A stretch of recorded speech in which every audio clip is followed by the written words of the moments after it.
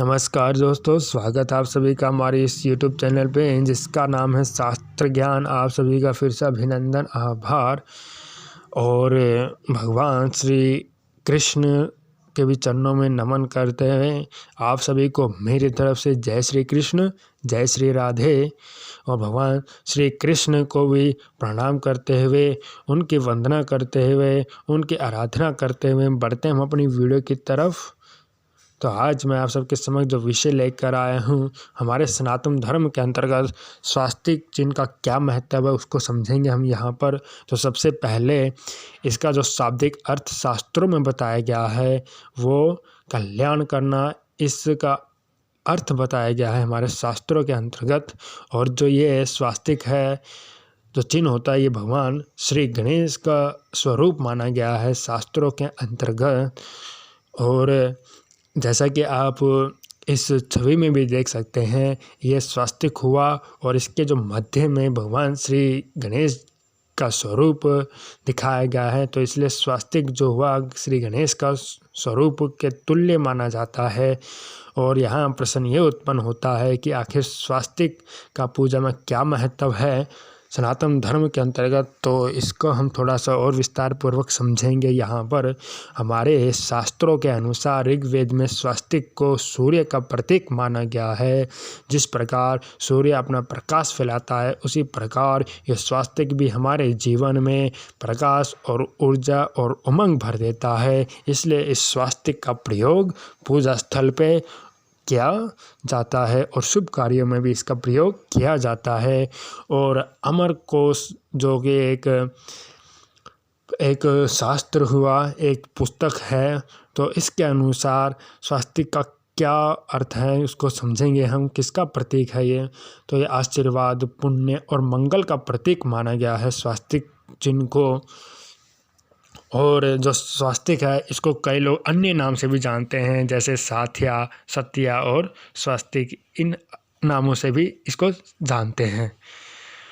और यहाँ जो शास्त्रों के अनुसार स्वास्तिक का क्या महत्व है, थोड़ा सा और इसको समझेंगे हम। यहाँ इसका क्यों प्रयोग किया जाता है, तो आप इस छवि में देख सकते हैं। जब भी हम किसी स्वास्तिक का निर्माण करते हैं तब उसमें हम अष्टभुजाएं, आप इस चित्र में भी देख सकते हैं। तो हमारे शास्त्रों के अंतर्गत ये जो अष्टभुजाएं हुई, तो इनका क्या प्रयोग है, इनका क्या महत्व है, तो इसको थोड़ा सा और समझेंगे हम यहाँ। तो हमारे शास्त्रों के अनुसार जो ये अष्टभुजाएं हुए, उनका क्या प्रयोग है। तो ये जो अष्टभुजाएं होती हैं, ये पृथ्वी, अग्नि, जल, वायु, आकार और मस्तिष्क इत्यादि का प्रतीक मानी गई हैं। ये अष्टभुजाएं जो हमें स्वास्तिक के अंतर्गत देखने को मिलती हैं, तो इसलिए इन अष्टभुजाओं का प्रयोग हमें स्वास्तिक के अंतर्गत देखने को मिलता है। और हमारे शास्त्रों के अनुसार जब हम किसी स्वास्तिक का निर्माण करते हैं, तो आप इस छवि में भी देख सकते हैं, ये स्वास्तिक हुआ। और इसके जो अंतर्गत ये जो 4 बिंदुएं दिख रही हैं, तो ये 4 बिंदुएं किसका प्रतीक हैं, थोड़ा सा इसको भी समझेंगे हम यहाँ। तो ये जो 4 बिंदुएं हैं, कुछ शास्त्रों में ये 4 वेदों का प्रतीक मानी गई हैं, परंतु कुछ शास्त्रों में इन 4 बिंदुओं को धर्म, अर्थ, काम और मोक्ष का प्रतीक माना जाता है। और अन्य कुछ शास्त्रों के अंतर्गत इन 4 बिंदुओं का जो हमारी मुख्य 4 दिशाएं हुई, जैसे पूरब हो